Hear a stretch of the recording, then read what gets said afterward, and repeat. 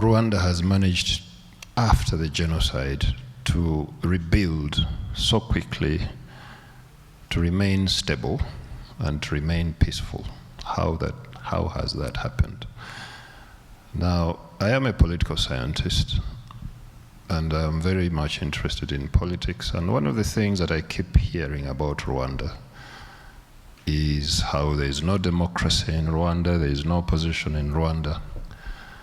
And I always ask people, what do you mean when you say these things? Now, for me, the profound thing about Rwanda is the political arrangements that were put in place after the genocide. Because today's Rwanda politically doesn't work like pre-genocide Rwanda. In that when people say Rwanda is not a democracy, I always say, no, Rwanda is a democracy.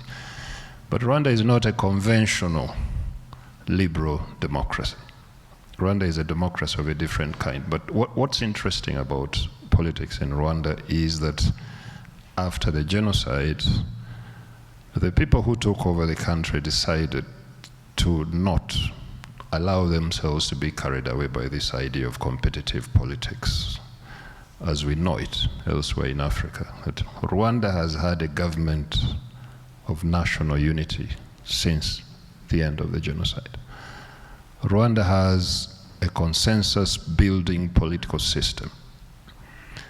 And it is in that rejection of conventional political contestations, or what we call adversarial contestations, that we find the answer for Rwanda's continued stability and for the government not being deflected from what it should do in terms of rebuilding the country, but being allowed to focus on the important things that happen, or that should happen. If you see clean Kigali, if you see the countryside looking the way it does, if you see that there are very few political controversies in the country, if you see that there is no corruption in the country, or there is very little corruption in the country, it all goes back to what I think is the foundation.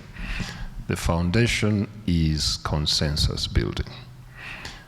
We have 11 political parties in the country. Now, this is not very well known by a lot of people who comment on Rwanda. They think Rwanda is a one-party state, and I read this and I hear it repeated many times. Rwanda is not a one-party state. Rwanda is a multi-party democracy, but not the way we conceive of democracies in Africa.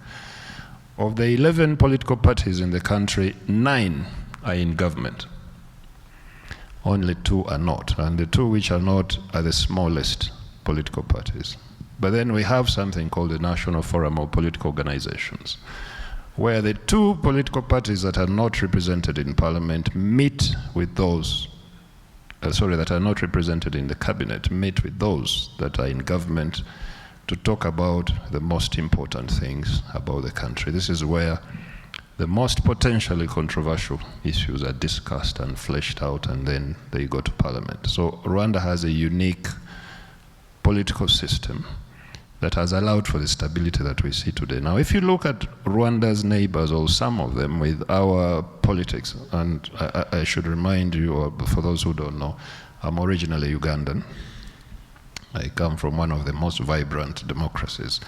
The problem with democracy, the way we conceive of it, is that every time we have elections or democratic elections, what happens is that we fight.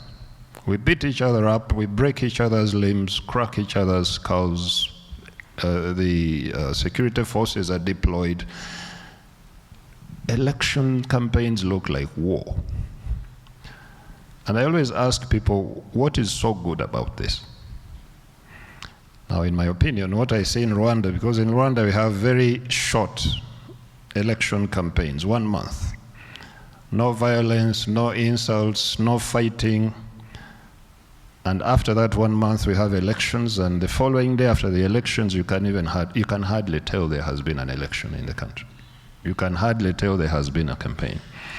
So for me, it's those things about Rwanda that explain everything else that we see, and which I always wish other countries in Africa could look at and possibly emulate if they could. Thanks.